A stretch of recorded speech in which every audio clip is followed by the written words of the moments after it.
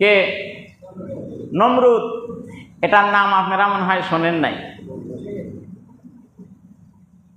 ইনি যখন তার প্রাচুর্য, তার ক্ষমতা, তার বিলাসিতা, তার দাম্ভিকতার মধ্য দিয়ে যখন তার জীবন যাপন করতেছিল, তখন তাকে নসিহাত করেছিলেন আল্লাহর পয়গাম্বার হযরতে ইব্রাহিম আলাইহিস সালাতু ওয়াস সালাম। কি নসিহাত করেছিলেন? এই নমরুদ, ঈমানওয়ালাদের পাওয়ার একটু জবর হয়, জবর মানে মোটা হয়, একটু হুঙ্কারমূলক হয়। পক্ষান্তরে যারা খিচুড়ি মার্কা লোক হয়, তারা হলো ম্যাও ম্যাও ম্যাও ম্যাও সুরে কথা কয়। কথা কন নাকি?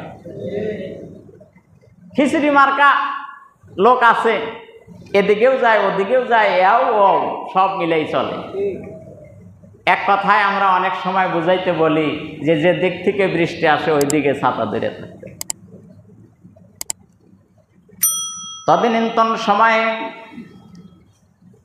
আল্লাহর পয়গাম্বার ইব্রাহিম আলাইহিস সালাতু ওয়াস সালাম হুঙ্কারের সুরেতে ব্যক্ত করেছিল, তুমি যেই চিন্তা চেতনা নিয়ে চলতেছো, এই চিন্তা চেতনায় চলনেওয়ালা আমার আল্লাহ পাক সন্তুষ্ট হন না।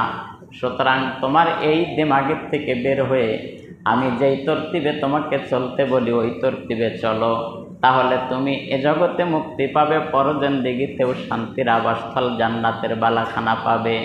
নমরুদ ইব্রাহিমের কথাপতনে ব্যক্ত করেছিল, বাদশাহ আমি না তুমি। বাদশাকে